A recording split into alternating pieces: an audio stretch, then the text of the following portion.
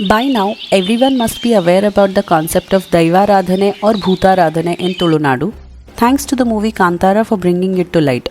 A significant part of this Daivaradhane process is Daivada Agil or Bhutogu as we call it here, which is the practice of sacrificing chickens for the deities on a periodic basis. Once the chicken is sacrificed, this particular recipe is prepared and offered to the deities. This is a no-oil recipe. This recipe is known for its rich flavor and those who try it often fall in love with it from the very first bite. I have had non-natives from outside Mangalore visit the rituals and taste it, and they were truly impressed by the unique taste. Therefore, I am sharing the recipe, which is easy to make with just a few ingredients and can be prepared quickly. Those who are eager to witness Bhuta Kola can visit Mangalore in the months of April and May. It actually starts from January and goes on till May, but April and May are the peak months. Best to connect with the local community and plan your visit accordingly. So let's start with the recipe. So we have used around 2 whole country chickens here for the recipe, which is around 2 kgs of weight in total. You could use broiler chicken as well. We will start by frying a few ingredients to make a masala paste. Start with roasting around 20 Byadagi red chilies or Kashmiri red chilies. Fry them on a low flame till they turn nice and crisp. Then remove them aside and let them cool down. Next, take around 3 tablespoons of coriander seeds, add some oil and fry them for a few seconds till they change color slightly. Oil is totally optional in this recipe, you could totally skip the oil. Now remove it aside and let it cool down. Next, take around 10 Ramnad chilies or Gundu chilies and add some oil and fry them for a few seconds. Okay, so we have used 2 different types of chilies in this recipe. The Byadagi red chilies or the Kashmiri red chilies is to give that vibrant red color to the recipe, whereas the Ramnad chilies or the Gundu chilies is to give that spiciness to the recipe.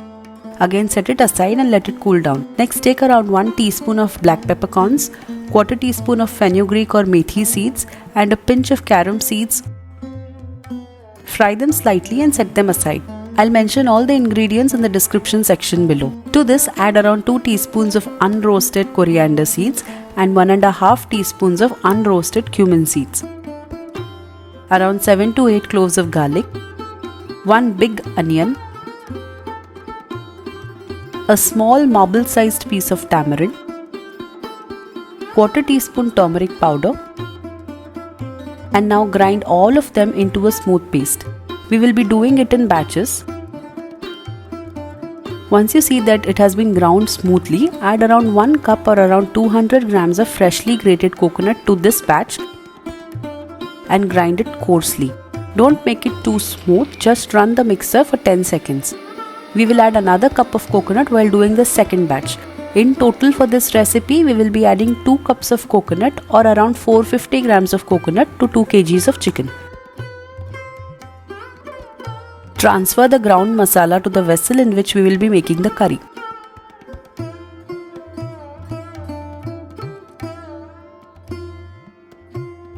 Here all the masala paste is ground and ready, and to this we'll add salt as per taste.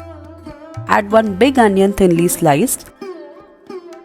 Now add the chicken pieces. This is around 2 kgs of chicken. This is country chicken, but you can replicate the same recipe with broiler chicken too. Most of the times we do this recipe with broiler chicken when we crave for this recipe generally at home, and it tastes good too. Mix it all well. This recipe is so simple.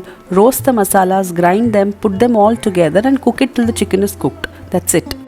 It's actually a no oil recipe. You can totally skip the oil while frying the ingredients too. We will add some water to it. You can add around 1 cup of water or as per the consistency that you desire. Now put the vessel on gas and cover it and cook it for 30 minutes on medium flame if you are using a broiler chicken, or till the chicken is completely cooked. Keep stirring it occasionally to ensure even cooking and preventing it from sticking to the bottom. We will be doing a final step of tempering for this recipe since we are not offering this to the deities. It's optional, you can totally skip it. Heat some oil or ghee. Add quarter teaspoon fenugreek seeds, half teaspoon cumin seeds or jeera, 10 to 12 curry leaves and 1 onion finely chopped. Fry them all till the onions turn brown in color. We don't do this step while we are making the recipe to be offered to the deities. When the onions turn brown, add it to the curry. I cannot express in words how amazing this recipe turns out. You don't need any accompaniment for this, you can just have it with plain rice. You can also have it with roti, naans, parathas, dosas and everything that your heart wishes for. If you want to try out one recipe from Mangalore, I would say pick this one. So do try this recipe and let me know in the comment section about your opinions.